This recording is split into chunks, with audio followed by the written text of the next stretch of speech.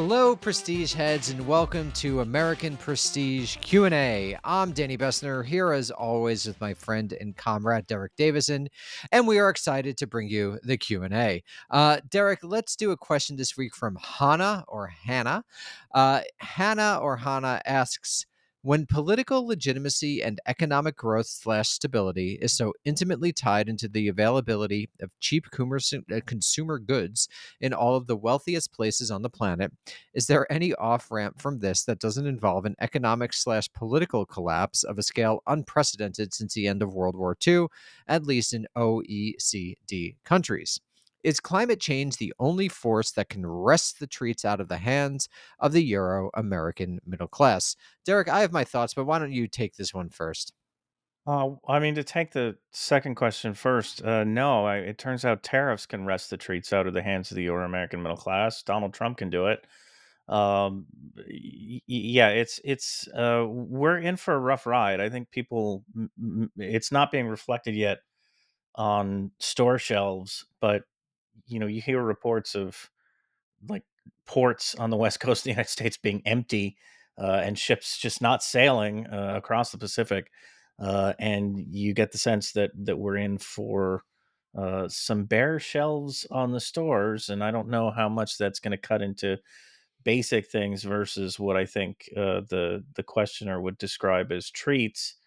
But I think we're in for a bit of a rude awakening here, and I say that after the U.S. and Chinese governments Yeah, pulled concluded an back. agreement over the weekend that isn't really that much of an agreement. It's a 90-day window to keep negotiating where they've lowered tariffs to, I think, 10% on either side. But the 20% tariff that Trump imposed that he tied to fentanyl rather than, supposedly unfair Chinese trade practices, that's still in place. So it's effectively a 30% tariff, which is still very high and comes after the spigot turned off, and it's going to take a while to get the spigot back on and to get the ships moving again. And then you've got a 90-day window to, I guess, solve all the grievances in the U.S. Chinese relationship, which isn't going to happen in 90 days. So you've got a lot of uncertainty now. If you're an importer, do you really want to get tied down to any sort of major contract that's going to wind up, with the reimposition of 145% or whatever it was tariffs in 3 months? Probably not. So then you can say, well, maybe Trump will do another temporary deal at that point, but who knows? I mean, he does have a tendency to levy these things and then back off and claim victory, despite nothing really fundamentally having changed.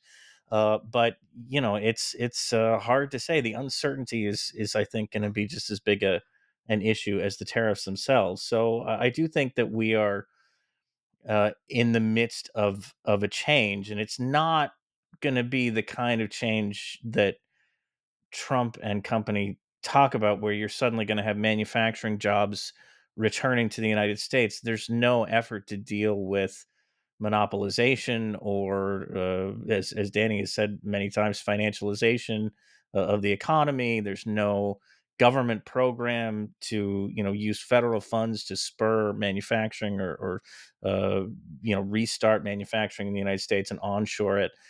There's just nothing else in place but these tariffs, and then we expect pixie dust. There's going to be factories cropping up all over the United States. Even if that were a plausible theory, which it's not, it would take years, decades, to build the kind of manufacturing capacity that would actually, put the treats back on people's tables or in people's houses. And then you've got to deal with the fact that you're going to be asking a lot of. Let's be realistic about this. You're going to be asking a lot of white collar workers to go work in factories that they're not going to factory jobs that they're not going to be willing to do, and you get people like Howard Lutnick talking about federal workers, the federal workforce that they're in the process of decimating to probably significant economic effect. Well, they're just going to These staff the people, factories. they'll just all work in the factories. And not only will they work in the factories, but the model is their sons will work, their children will work in the factories, their children's children will work in the factories. Say sons, I mean, all these, half these Will people would will like women to Lutnick's not work children? at all. But yeah, so it's we're back to like the factory store, and the factory generations of people working in factories that is a model that just hasn't existed in this country for decades, and they're trying to go back to that as some kind of move into the future. It's just all a mess. So I think that we are in for some really difficult economic times here, and the fact of the matter is that this is the trade-off that they ask people to accept, in mid-century, like post World War II or shortly after World War II, to say, look, like we're not going to do anything to materially improve your lives, but we can make it so that you have lots of cheap shit to buy and you feel really good about yourselves and you feel like you're getting ahead in the world because of that. That's going to be gone, and I don't know what replaces it. There's no model in place, or even any semblance of an idea that anybody cares about replacing it with something else, which is, it seems like a recipe for disaster. I don't know, Danny. You're Go ahead. Well, the most important thing is this is why we're printing American Prestige's new awesome artwork in the United States. I can't wait for people to see the art. It is so cool. It is a 10 out of 10, two thumbs up. And God bless America. It'll be made in America.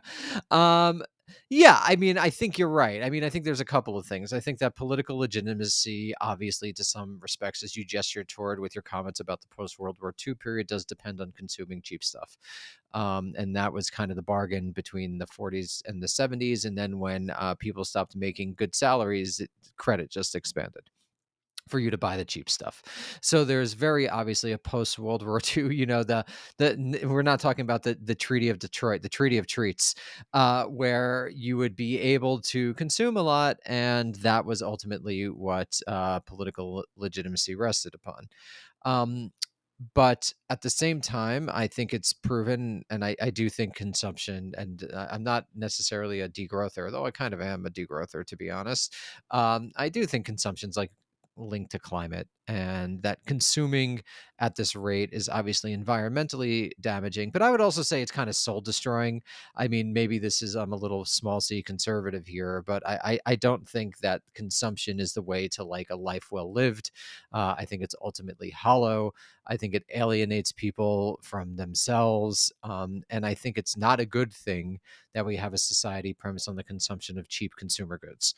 Um, Not But only you that, you I have mean, to you have to go. give people something else, though. I mean, you have to Well, you have to give we don't people have that, right? I another mean, path yeah. forward to think about. I mean, it's been so long Well, that the this the has pivot been to the Asia, American Derek. dream, The pivot to is Asia. buying cheap stuff. You can't just pull that away and say, "Now go be fulfilled." Like, what are people supposed to Well, do at there's that a point? spiritual hollowness at the center of capitalism, which has been Right. identified by left-wing thinkers for a long time at this point, and that has just never been addressed. I mean, this is why this is why like both the quote unquote conservatives and the liberals in the United States are essentially two species of liberalism. Like a genuine conservative in the 19th century would have been like some back to the land community type person. In Germany, the sort of difference between Gemeinschaft and Gesellschaft, the organic community and sort of the disorganic community created by industrialization. Obviously, we don't have organic communities. I'm speaking to you through a screen. A lot of people interacting with this will only interact with it. I mean, actually, 100% of people interacting with this will only interact with it through some sort of device. So everything we do is mediated in the literal sense of the term, mediated. And that's probably a problem for spirituality and relationships and organic community that don't really exist in this country any longer. And that, unfortunately, for understandable reasons, across the 20th century, where that the sort of idea was associated with like extreme reactionary politics. But I think it's a problem that there's a spiritual deadening, there's an alienation that, by the way, I would say consumption, like, only fleetingly fills. You buy that big TV and you feel good for, like, 45 seconds, but then thereafter, you kind of don't feel so great. So there's clearly a spiritual search for something that, and I don't mean spiritual in the metaphysic religious sense, but there's a spiritual lack. What the Germans call a Sehnsucht. There's a longing, that cheap consumer goods can't fill, but there's nothing to replace it. I mean, what's replaced it in the past is like reactionary nationalism or war. And I don't think those things are exactly on the table right now. And I think that's a gigantic problem for the country, and I think it's at least partially a cause of the right wing reaction that we've seen happen, particularly amongst young people, and particularly amongst, from my understanding, young people of color. There's this search that is not being filled, and I don't know what replaces it, because whatever would replace it seems racist, xenophobic, imperialist, classist, and nationalist, as opposed to a broader humanism that one might, one seeks sees themselves in other people from different backgrounds. So I don't know what the solution to that spiritual lack is. But I do think that's something that people need to consider, particularly in a secular era, a post God is dead moment, when I don't think religion is necessarily coming back. I think to some degree that ship has sailed, not totally and not always, but broader trend it has. So I think this, again, it's like another indication about how strange and brutal and filled with decay that this particular historical moment is. That even, let's say we got rid of the treats, nothing would replace it but hate. So that's not a good situation. And I mean, I don't have any good answers about how to reestablish community or reestablish an organic sense of connection between one's fellow person, between oneself and one's fellow people. But yeah, I don't know. Do you? Well, you know what Silicon Valley's solution is? It's Greenland. Oh, right, right. Just Yeah, just we're gonna go. have we're gonna rebuild the frontier Yep. on Greenland. So Greenland and in space. a bunch of rich dipshits, the absolute worst oligarchic class in any time in any place in human history is what we have in the United States right now, have decided that we need a new frontier, having no knowledge of how the old frontier functioned or what actually happened on it, having not any concept of what went on, but believing that this bullshit myth that this is where great men were made because everybody had to fend for themselves and made a had the kind of meaning that you're talking about was tied up supposedly in the frontier, and then we didn't have a frontier anymore, and that's why we're all kind of listless. So now they want to create a new frontier in Greenland, which can't support that and isn't really how we would use Greenland if we actually got control of it, in the unlikely event that we, I don't know, invade or buy it or whatever the hell we're trying to do. And also it lies the fact that there are people already living in fucking Greenland who would not appreciate being treated to a new American frontier. Like, and none of these people, none of the people who dream this up for other people to go and do, would actually be prepared to be like dropped off on an ice floe in Greenland to build the new man.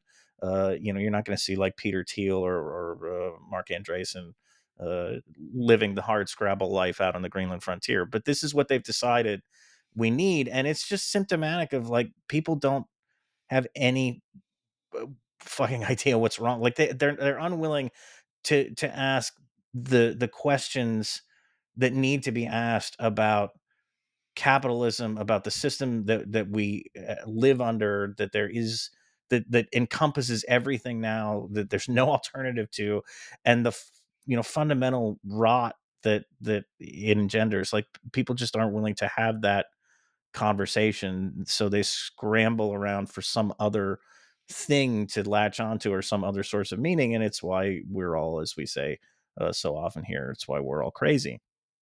Yeah, and this is, I mean, it does seem like, I think this is why people use the phrase late capitalism, because it does seem like something should be coming next. Like there's obviously like a lack of a lot of things in society, in the United States and also abroad. But of course, the tragedy of the era is that that thing hasn't arisen uh, yet. I'll say yet. Maybe it never will, and that's a big problem. I mean, maybe you could see at least some movement in a better direction when the gerontocrats finally fade from the scene. I mean, I imagine there must be some sort of ameliorative politics that, at least you could have people afford a home so that they could feel like they have like a place of their own and blah blah blah. But I could see some form of amelioration, but not much more than that, at least in the current moment. And maybe something exogenous will happen. Maybe there's apertures being opened in a society that I don't think or see. But yeah, just looking from my own vantage point, I'm not sure I see a way out, or at least I don't see an obvious way out. Yeah, and the other part of the question that I guess we haven't addressed is what's going to happen when the system really starts to break down because of climate change. When you've Mhm. got huge swaths of the earth that are unsuited to human habitation, and you've got uh, cities going under. You've got climate refugees, at a scale that we've never seen before. What's going to happen then? I mean, we're not ready for that. We're not ready to adjust to that. It's going to be bleak, is all I can say. Like I don't see a good path forward for that. I wonder what like the abundance guys think about that. Like, do they not think about this because their solutions are so silly and so like I mean, they not probably think we're approaching the gonna, like, seed the scale? clouds with magnesium or whatever, sulfur or whatever fucking thing that's gonna reflect the sun's I think geoengineering is a huge thing for that crowd. Like, Mm-hmm. I don't wanna speak for, like, specific abundance people, but it just seems very much in line with this sort of tech-centric the billionaires will save us kind of rationale that we just need to build bigger stuff and have more and more and more and consume more and that'll be the way out. Like you can't possibly think that you're going to stop climate change in the way that we know it needs to be stopped in terms of cutting back fossil fuels and reducing emissions. So there must be some like geoengineering solution on the other side of this that these people talk about. I mean, I know nuclear power is also probably very big, which fine, okay, but it's not enough. You're not going to be able to do like there have to be reductions. You can't just wait for the replacements to come online and then say let's gradually phase out. That's why this whole net zero and like we're going to be at net zero in 40 years or whatever. It's all fucking bullshit. It's too long, and in the meantime you're still doing oil and gas projects which absolutely cannot happen. Yeah. So I think it must ultimately come down to like we're gonna have some magic science woo solution that's going to enable us to geoengineer our way out of this, and they're just counting on that basically. Yeah, maybe just to end here. It does seem like when people don't talk about problems like this at the macro scale, it's just like a lie. This is why I'm just like so tired of the this is what Democrats should do in the next election sort of writing that has become de rigueur in the mainstream media. It's just so missing the point of basically everything. Um and then I just find myself becoming increasingly alienated from everything. But maybe we should end on that. Derek, thank you so much. Everyone, please keep on asking questions in the Discord in the question channel. We'd like to, keep on collecting questions and we'd like some more. If you haven't already, please subscribe to the podcast. We can't do it without your support. And the freest thing you could do is rate and review us on Apple. That stuff actually does help. We need to get like several thousand more reviews. So prestige heads, get to it. But otherwise, thank you so much for Get us a listening. write up in the New York Times. That would be helpful too. Yeah, how come we have never been written up in the New York Times unlike other certain podcasts who have been written up several times, Derek? I guess if you're not in New York, out of sight, out of mind. But all you New York Times Perhaps. reporters listening, write us up. All right, everybody. Talk to you soon. Have a good one. And as always, keep on rocking in the freeways. Bye. Like That's